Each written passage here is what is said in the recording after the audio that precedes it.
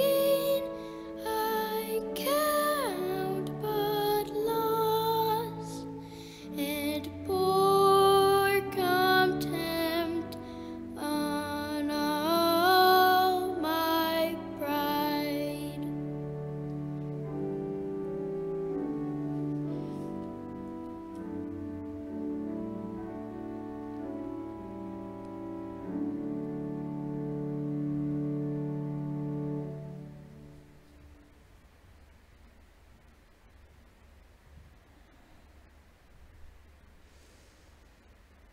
Jesus said, "I thirst."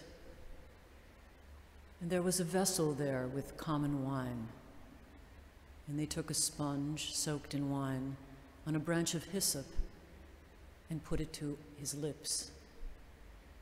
And when he had taken the wine, Jesus said, "It is finished." And bowing his head, he handed over the Spirit.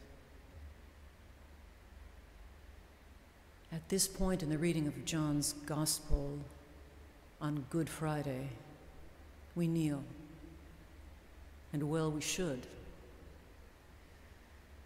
Beyond hope or fear, Christ, in his agony on the cross, sees before him his grieving mother and a beloved disciple whose loving presence in a dangerous place he must have been deeply grateful for. I love imaginative prayer, where you put yourself into the gospel story and try to feel what it must have been like to be there, to be at the birth of Christ, or to be walking with Christ when he talks about lost sheep and buried treasure and the blessedness of peacemakers. But this method fails me when it comes to the crucifixion. I cannot put myself in the place of Christ. I can't even imagine what it must have been like, the pain and the agony of that torturous death. He must have had so much that he wanted to say. What volumes were in those 3 words, "It is finished"? Was he talking about his ministry or his earthly life? Was he despondent because he felt that everything he had built might not come to fruition? Peter had denied him, Judas had betrayed him. Did he despair that the disciples just did not grasp what he had asked of them? They had so often shown that they didn't understand.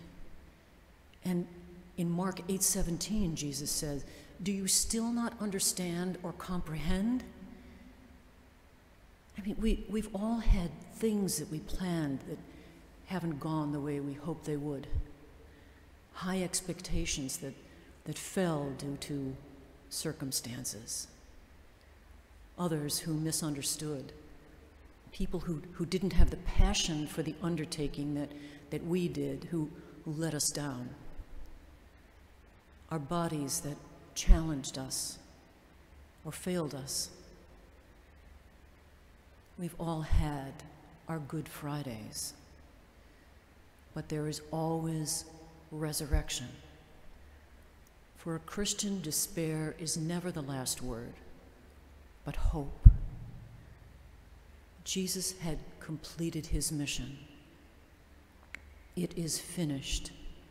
I've done the task that the Father had given me.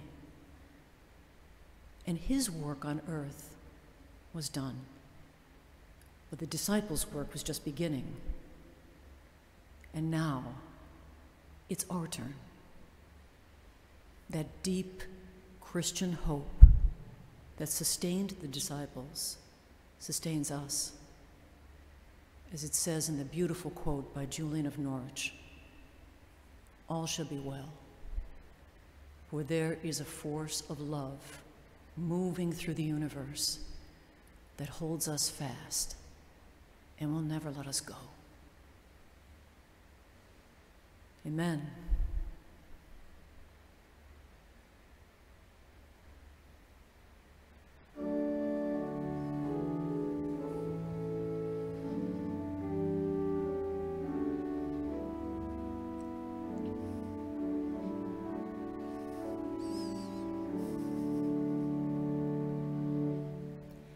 When I survey the wondrous cross on which the Prince of Glory died, my riches